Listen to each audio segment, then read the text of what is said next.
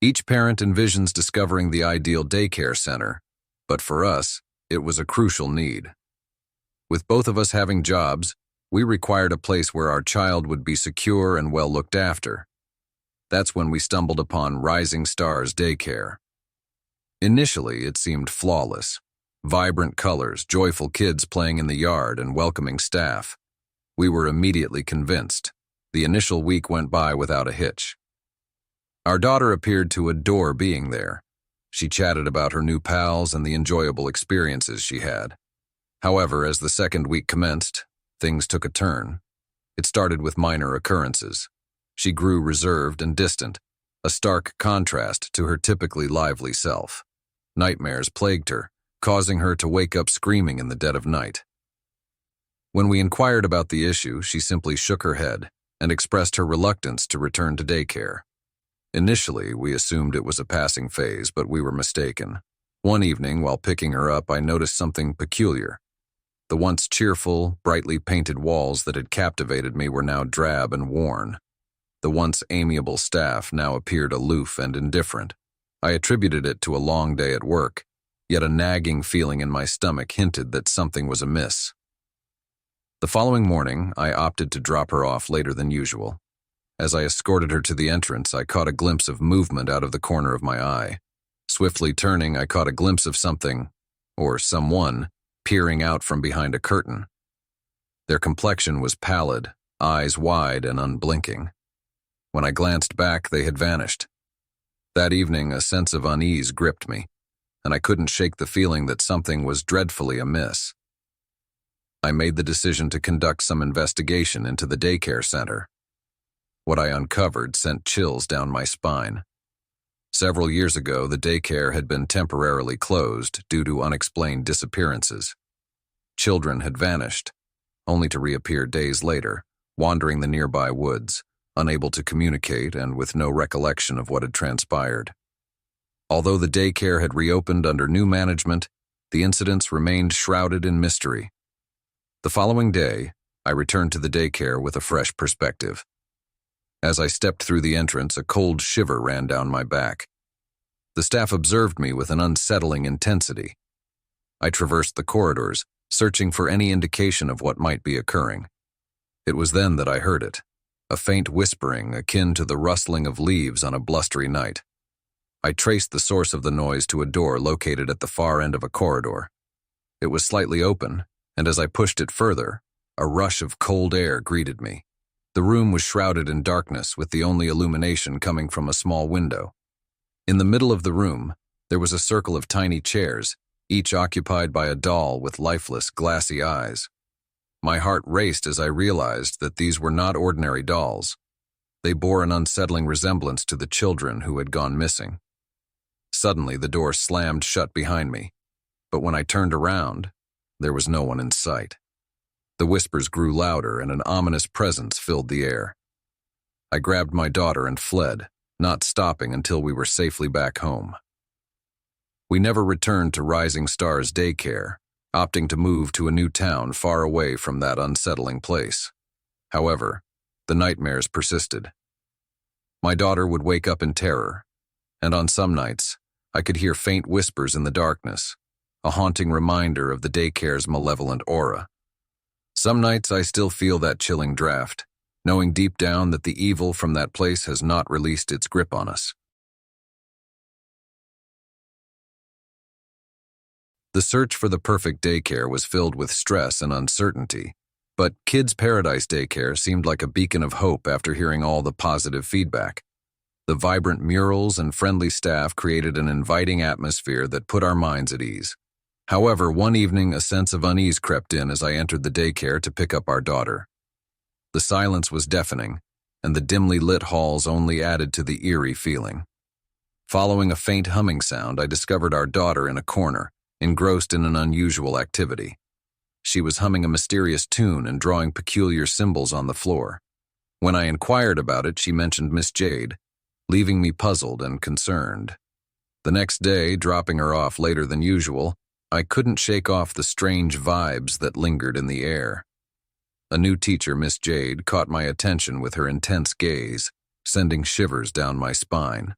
The receptionist's hesitant response about her only added to my growing apprehension. As time went by, our daughter started to become more isolated. She became quieter, and when she did speak, it was always about Miss Jade. She would talk about strange games they played, none of which made any sense to me. One night, I caught her standing in front of a mirror, softly chanting to herself. When I called out to her, she snapped out of it, but couldn't recall what she had been doing. Concerned, I made the decision to look into the matter further. One evening, after tucking her into bed, I began to search online for any information about the daycare and Miss Jade. What I discovered sent shivers down my spine. It turned out that several years ago, a teacher named Jade had worked at a different daycare in the same building. She had been dismissed under mysterious circumstances after several children went missing. Shortly after, she vanished without a trace. The following day, I arrived early to pick up our daughter. I couldn't help but notice that the other children seemed unusually quiet, with vacant eyes. I found her in the same corner, engrossed in drawing more symbols. When I inquired about Miss Jade, she simply pointed to a shadowy corner of the room and whispered, "She's always here." That night I found it difficult to sleep as the haunting tune kept playing in my head. Around midnight I heard my daughter singing it again. I hurried to her room, only to find her fast asleep. The singing continued, growing louder and more distorted. I followed the sound to the living room where the air turned cold. In the darkness I saw a figure, pale and gaunt, with long dark hair. Miss Jade. She smiled at me, her eyes empty, and hissed, "You shouldn't have come back." The room spun and everything went black. When I came to, the house was silent and my daughter was gone. I frantically searched every room, but there was no sign of her. I contacted the police, but they found nothing. It was as if she had vanished into thin air. Days turned into weeks and the search continued, but deep down I knew the truth. Miss Jade had taken her, just as she had taken the others. The daycare closed down, and the building was abandoned. Sometimes I drive by, hoping for a glimpse of my daughter. And every time I hear that haunting tune, a reminder that she's still out there, somewhere, with Miss Jade. The nights are the hardest. I hear her voice, calling for me, and see her face in my dreams, drawing those strange symbols. I know I'll never see her again, but I can't stop searching. I can't stop hoping. And I can't escape the feeling that Miss Jade is still watching, waiting for the next child to lure away into the darkness. I spend my days scouring the internet for any clue, any lead that could bring me closer to finding my daughter. I visit psychics, mediums, anyone who claims to have a connection to the other side. But all I find are dead ends and false promises. The pain of not knowing what happened to her eats away at me, consuming my every thought and action. I become obsessed, consumed by the need to find her, to bring her back home where she belongs. I start to see her everywhere, in the faces of strangers on the street, in the shadows that dance across my walls at night. I hear her voice calling out to me, begging for help, for rescue from whatever dark fate has befallen her. As the years pass, the search becomes more desperate, more futile. But I refuse to give up, clinging to the hope that one day I will find her and bring her home. And as I stand outside the abandoned daycare, staring up at the darkened windows, I know that I will never stop searching, never stop fighting for my daughter, no matter the cost. Securing a daycare for our son proved to be quite a task. Our excitement was palpable when we stumbled upon Step-by-Step Daycare. It appeared to be the perfect fit, bright, spotless, and resonating with the sound of children's laughter. The staff exuded warmth and the establishment boasted stellar reviews. I felt reassured, confident that my son was in capable hands. Initially, everything appeared to be going smoothly. He relished his time there, regaling us with tales of new friends and enjoyable activities. However, after a few weeks, I began to observe a shift in his demeanor. He grew more reserved, quieter. When I inquired about his well-being, he simply shook his head and murmured, "Nothing." One evening, as I arrived to collect him, I couldn't help but notice something amiss. The playground, typically bustling with children, lay deserted. The staff, usually brimming with cheer, seemed tense and rushed. I dismissed it as a long day, thinking nothing more of it. That evening, my son experienced a terrifying nightmare that left him screaming and covered in sweat upon waking.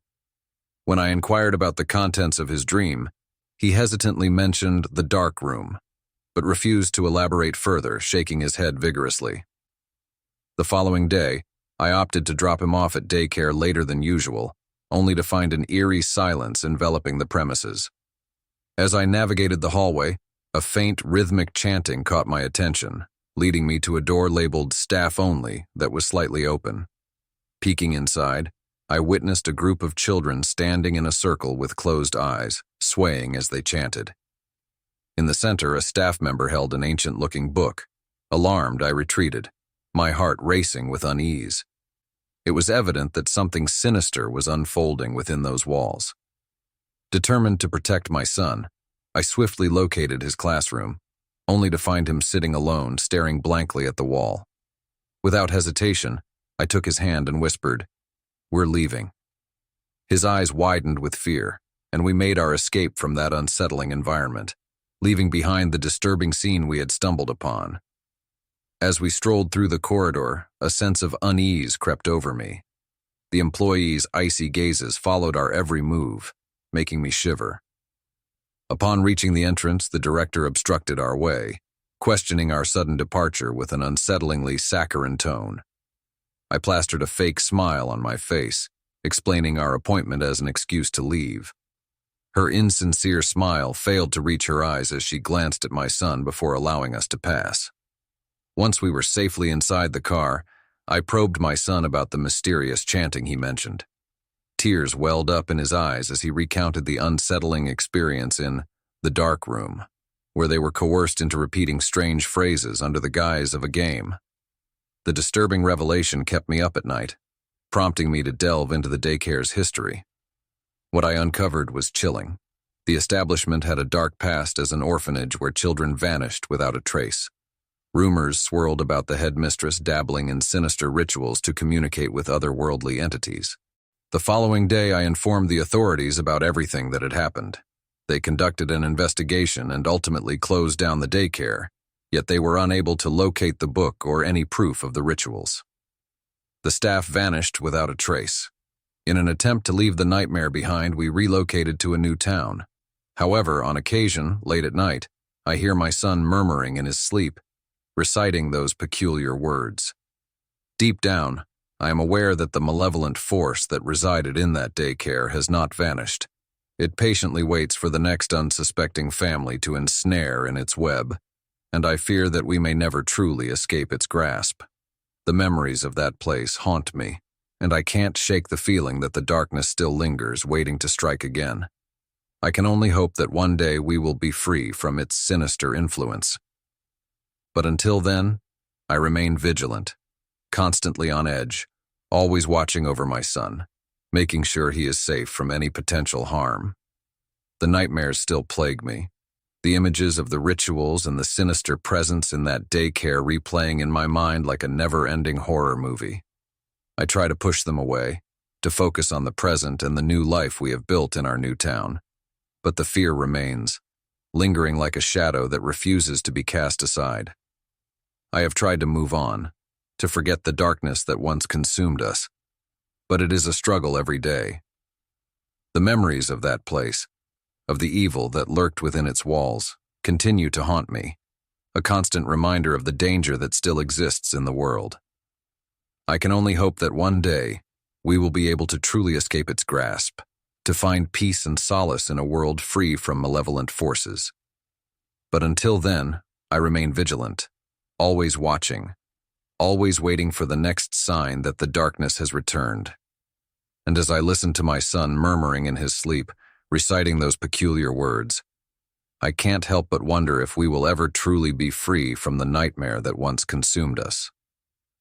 Only time will tell if we can truly escape the sinister influence of that daycare, or if its malevolent force will continue to haunt us for years to come.